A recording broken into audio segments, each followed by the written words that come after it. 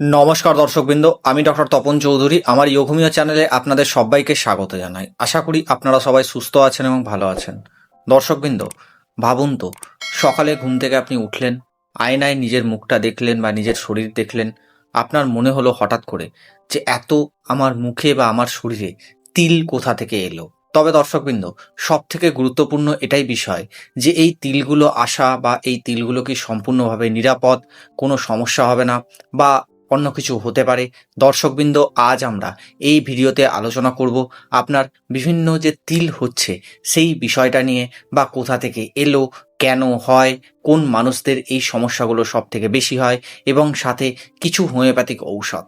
দর্শকবৃন্দ, ভিডিওটা শেষ পর্যন্ত দেখতে থাকুন। তার কারণটা হলো আজ আমরা জানব যে তিল বা কালো দাগ যে এক নয়, সেই বিষয়ে অনেক মানুষ এটাকে নিয়ে ভুল বোঝেন, এবং তার সাথে সাথে বলবো কোন তিলগুলো বা কী ধরনের তিল হলে আপনাকে অবশ্যই দেরি না করে কাছের একজন অভিজ্ঞ চিকিৎসককে দেখানো প্রয়োজন। ভাবুন তো, একজন কলেজ পড়ুয়া মেয়ে যে কিনা হঠাৎ করে আয়নায় দেখলো যে তার গালে বা গলায় একটা ছোট বাদামি কালারের অনেকগুলো দাগ রয়েছে, বা হয়তো কালো কালারের অনেকগুলো দাগ রয়েছে। সে ভাবলো যে হয়তো এত রোদে আমি বেরোচ্ছি, হতে পারে সান বার্ন হয়েছে, বা হয়তো আদার্স অন্য কিছু হয়েছে, কোনো স্কিন ইনফেকশন হয়েছে। কিন্তু কিছু মাস পরে দেখা গেল যে সেই দাগটা একই রকম রয়ে গেল। আবার একটা সাধারণ ছেলে যার কিনা ছোটবেলা থেকে ছোট বড় অনেকগুলো তিল তার মুখে বা তার গালে বা তার সারা গায়ে রয়েছে।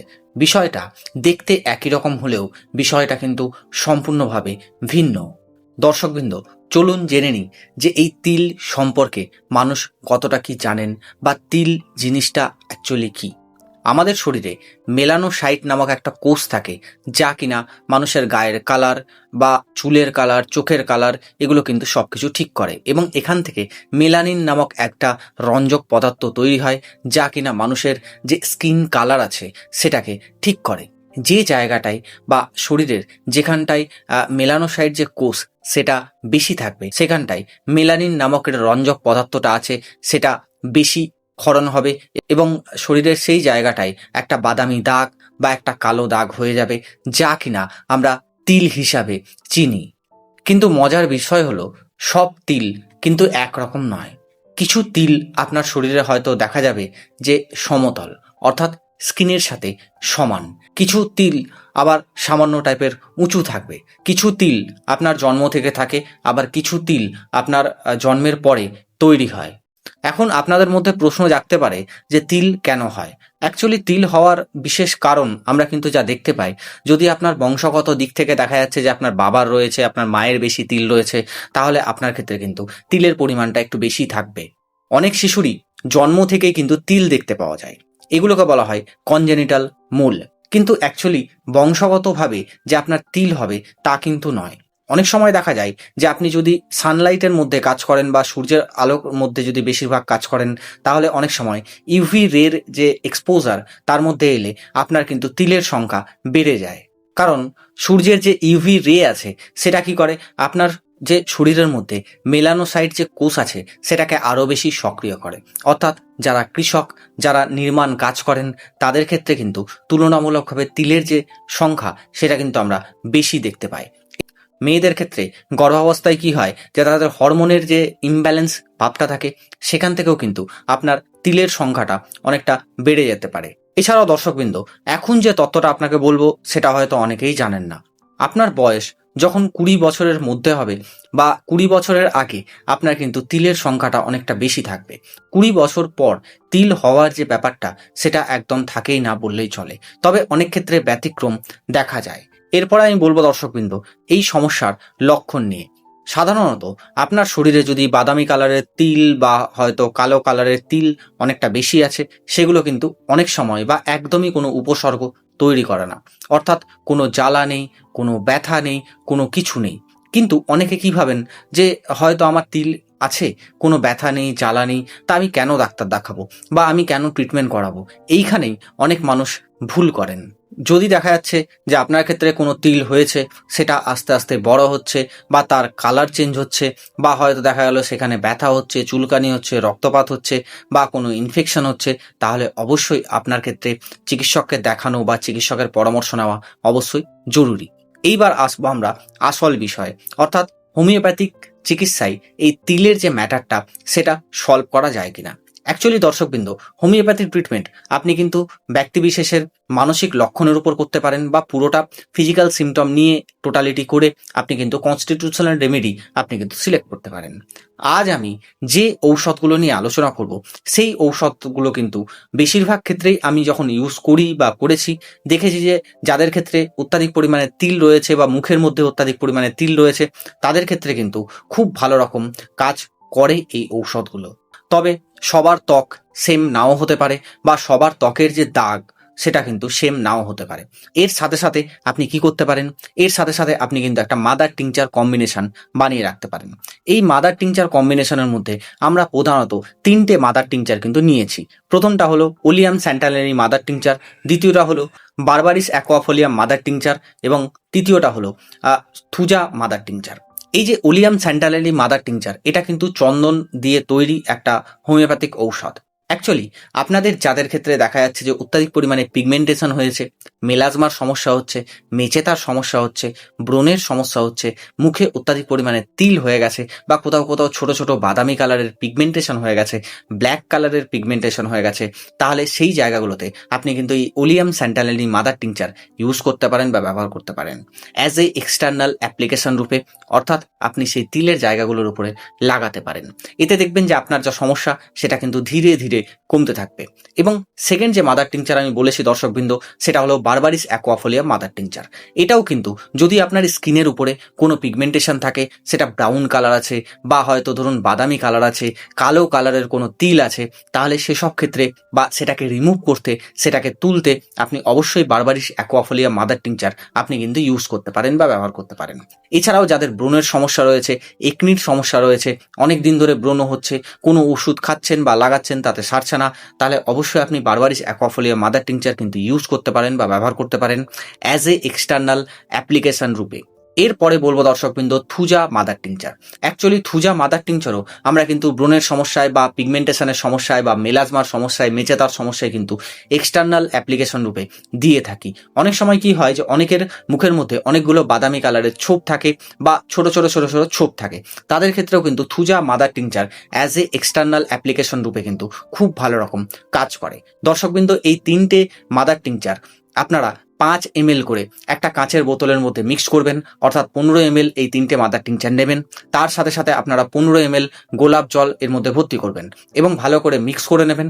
মিক্স করে নেওয়ার পরে দিনে একবার, অর্থাৎ রাতে ঘুমানোর সময় এই মাদার টিংচার কম্বিনেশন যেটা আপনি গোলাপ জল দিয়ে বানিয়েছেন, সেটা আপনি পুরো মুখের মধ্যে মেখে নেবেন এবং সকালবেলা ঘুম থেকে উঠে একটা ভালো ফেস ওয়াশ দিয়ে, যে ফেস ওয়াশটা আপনার শ্যুট করে সেই ফেস ওয়াশ দিয়ে আপনি কিন্তু ভালো করে মুখটা ক্লিন করে নেবেন। কখনোই এই মাদার টিংচার কম্বিনেশন লাগিয়ে রোদে বেরোবেন না। এটা যখন আপনি কন্টিনিউয়াসলি ইউজ করতে থাকবেন বা কন্টিনিউয়াসলি ব্যবহার করতে থাকবেন, দেখবেন যে আপনার মুখের মধ্যে যে হাইপার পিগমেন্টেশনের যে ব্যাপার, মেলাজমার সমস্যা, একনি ব্রণর সমস্যা, বা অত্যাধিক পরিমাণে তিল হয়ে গেছে, বা আপনার অত্যাধিক পরিমাণে ব্রাউন ব্রাউন ছোপ হয়ে গেছে, বাদামি বাদামি ছোপ হয়ে গেছে, তাহলে সেসব ক্ষেত্রে কিন্তু খুব ভালো রকম কাজ করবে। তবে অবশ্যই এই ঔষধটা লাগাবেন, তার 7 দিনের মাথায় মাথায় যে আপনি রেজাল্ট আশা করবেন সেটা কিন্তু অবশ্যই হবে না। এটা আপনার ক্ষেত্রে টাইম লাগতে পারে, কারো ক্ষেত্রে 3 সপ্তাহ টাইম লাগে, কারো ক্ষেত্রে 6 সপ্তাহ টাইম লাগে, কারো ক্ষেত্রে 12 সপ্তাহ টাইম লাগতে পারে। তাহলে আপনারা এই ঔষধটা কিন্তু বা এই মাদার টিংচার কম্বিনেশনটা ব্যবহার করতে পারেন এবং আমাকে এই ভিডিওর নিচে কমেন্টে জানাতে পারেন যে এই মাদার টিংচার কম্বিনেশন আপনাদের জন্য কিভাবে কাজ করছে বা কতটা আপনি উপকৃত হয়েছেন।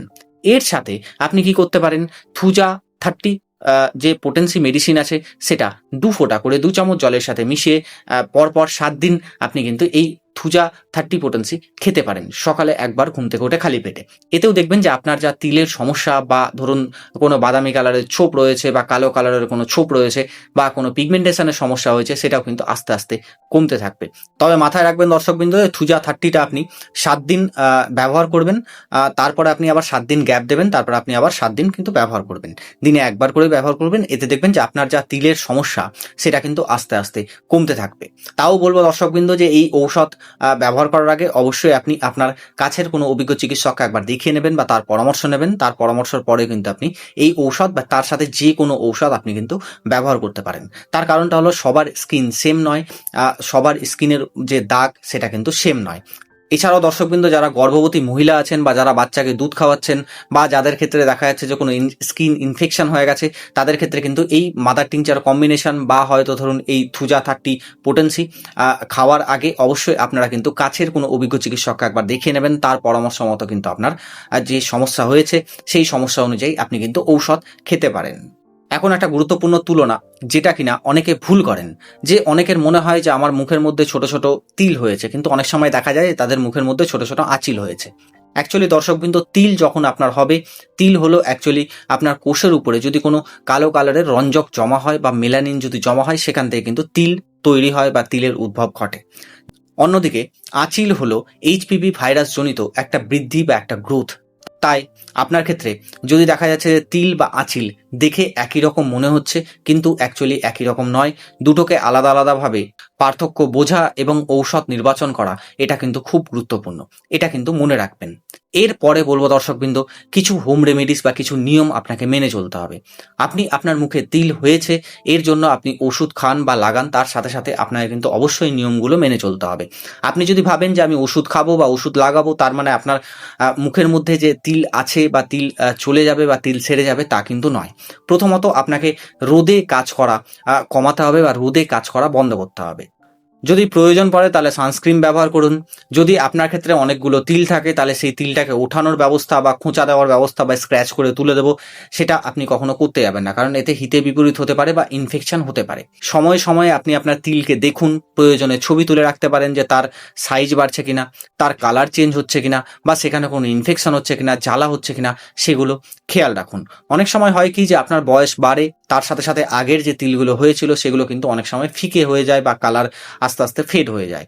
এটাতে কিন্তু ভয় পাওয়ার কোনো দরকার নেই। অনেক সময় বয়স বাড়ার সাথে সাথে বা আপনার স্কিন যদি গ্লো না করে, তাহলে তার সাথে সাথে আপনার কিন্তু তিলের যে কালারের যে চেঞ্জেস সেটা কিন্তু হতে পারে।